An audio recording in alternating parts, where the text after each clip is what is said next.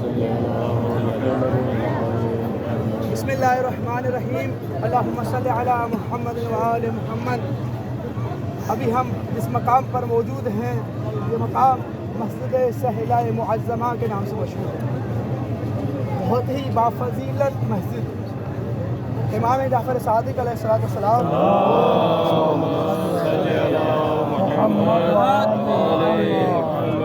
فرماتے ہیں کہ یہ مقام، یہ مسجد حضرت ادریس اور حضرت ابراہیم کا گھر تھا، اور یہیں پر حضرت خضر رہائش پذیر تھے۔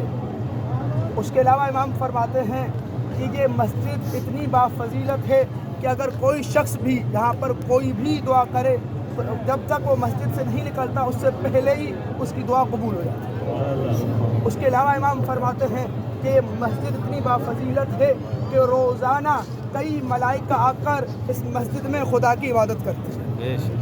امام فرماتے ہیں کہ اگر میرا گھر اس مسجد کے قریب ہوتا تو اپنی تمام نمازیں مسجد سہلہ میں ادا کرتا۔ مسجد سہلہ کیا ہے؟ مسجد سہلہ میں مختلف مقامات ہم زیارت کریں گے۔ مین جو مقام ہے مقام امام زمانہ عجل اللہ تعالیٰ فرج محمد۔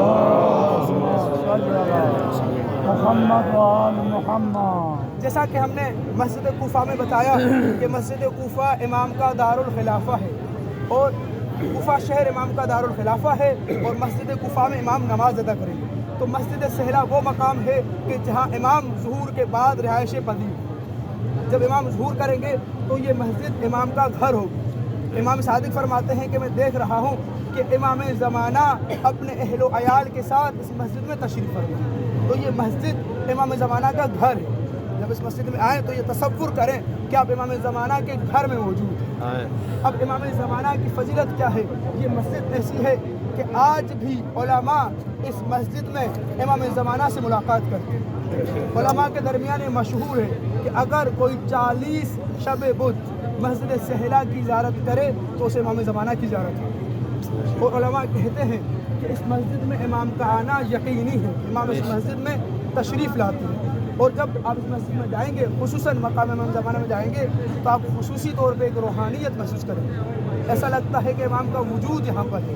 تو یہ مقام ان مقامات میں سے ہے کہ جو امام زمانہ کے ساتھ تعلق رکھتے ہیں، امام زمانہ سے منسوب ہے۔ جیسا کہ ہم نے وادی السلام میں مقام امام زمانہ میں بتایا کہ ہر وہ مقام کہ جو امام زمانہ کے ساتھ مخصوص ہو، کوشش کریں کہ وہاں امام زمانہ کے ظہور کے لیے زیادہ تر دعا کریں، کیونکہ امام کی خصوصی نظر کرم ان مقامات پر ہوتی ہے۔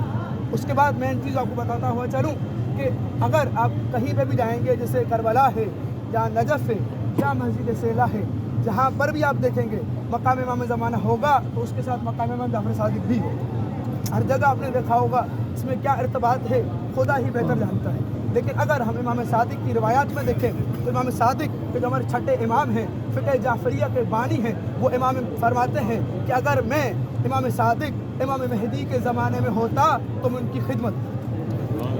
اس لیے زیادہ تر علماء ہی امام ہی بہتر جانتے ہیں کہ کیا وجہ ہے جہاں پر بھی ہم مقام امام زمانہ دیکھیں گے اس کے ساتھ مقام امام جعفر صادق ضرور ہے۔ وادی السلام میں بھی ہے، کربلا میں بھی ہے، اور یہاں پر بھی آپ دیکھ رہے ہیں کہ آمنے سامنے مقام امام زمانہ ہے تو اس کے سامنے ہی مقام امام جعفر صادق ہے۔ اس کے بعد یہاں پہ مقام خضر ہے، آپ کے سامنے آپ دیکھ رہے ہوں گے۔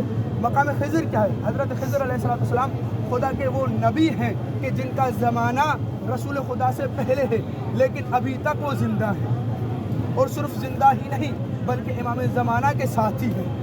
علماء فرماتے ہیں کہ غیبت کے زمانے میں حضرت خضر علیہ السلام امام کی تنہائی کو دور کرتے ہیں۔ اور اگر میں یہ کہوں تو غلط نہیں ہوگا کہ پروردگار نے لوگوں کے اس دعویٰ کو رد کرنے کے لیے کہ جو کہتے ہیں کہ امام زمانہ کی اتنی طویل مدت عمر کیسے ہو سکتی ہے، کون 1100 سال 1200 سال جی سکتا ہے، تو خدا نے ان کے لیے دلیل بنایا حضرت خضر علیہ السلام کو، خدا نے دلیل بنایا حضرت عیسیٰ علیہ السلام کو کہ جن کا زمانہ رسول خدا سے پہلے ہے لیکن آج تک وہ زندہ ہے۔ خدا نے دلیل بنائی تاکہ کوئی بھی امام زمانہ کے طول عمر پر اعتراض نہ کرے۔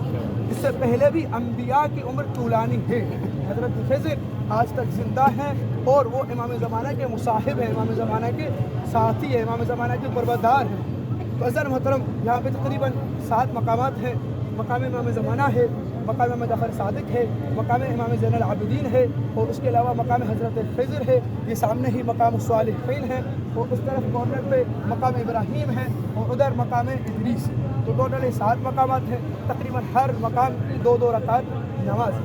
यहाँ पे मकाम इमाम जाफ़र सादिक है, उसके बारे में एक मशहूर रिवायत है, वो आपके सामने पेश करना चाहता हूँ। इमाम सादिक अलैहिस्सलाम ने तवील मुद्दत इस मस्जिद में क़याम फरमाया। एक मरतबा इमाम खजूर तनावुल फरमा रहे थे, इतने में इमाम का एक सहाबी है, इसका नाम बशार है, वो आया। इमाम ने उसे कहा कि मेरे साथ खजूर खाओ। उसने कहा मौला मैं नहीं खा सकता। इमाम ने कहा क्यों? कहा कि मैंने बाहर एक ऐसा वाक़या देखा है कि उसके बाद मेरा खजूर खाने का दिल नहीं करता। इमाम ने कहा बताओ तुमने क्या देखा है? उसने कहा मैं बाहर खड़ा हुआ था, मैंने देखा कि कुछ लोग हैं एक खातून को घसीटते हुए जा रहे हैं, उसे ताज़ियाने मारते हुए जा रहे हैं। इमाम ने कहा उस खातून का कसूर क्या था? तो वो शख्स कहता है उसका कसूर ये था कि उसका पाँव फिसला, और उसने कहा फातिमा ज़हरा आपके कातिलों पर खुदा की लानत हो। उसका ये कहना था कि हुक्मरान ने उसे गिरफ्तार कर दिया और उसे ताज़ियाने बरसाए। रावी कहता है जैसे ही इमाम ने सुना तो इमाम ने खजूर खाना छोड़ दी। इमाम इसी मकाम पर तशरीफ़ फरमा हुए और गिरिया करने लगे और उस खातून की रिहाई के लिए दुआएं करने लगे।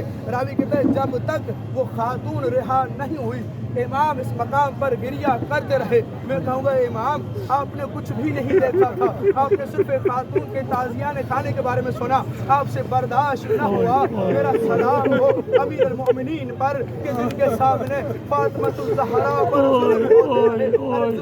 जुल्म क्या हुए। रिवायत कहती है कि जब लई ने दरवाजे को आग लगा दी, आग लगाकर अंदर दाखिल हुआ, उस लई ने फातिमा ज़हरा के रुखसार पर ज़हरा के गोशवारे टूट कर जमीन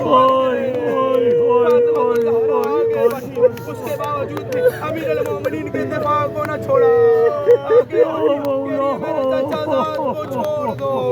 अरे उन लाइनों ने अली के गले में रस्सी को डाला, अली गले के बाहर जाने लगे। फातिमा ज़हरा ने अपना हाथ अली की दामन में पकड़ा। अरे जब सैयदा ने हाथ न छोड़ा उस लाइन ने कहा एक कुनफुस जनाबे ज़हरा को खामोश करो। अरे कुनफुस के हाथ में ताज़ियाना था, उसने फातिमा ज़हरा के बाजू करवाया। अरे जिसका निशान शहादत के वक्त फातिमा ज़हरा के हाथ पर मौजूद।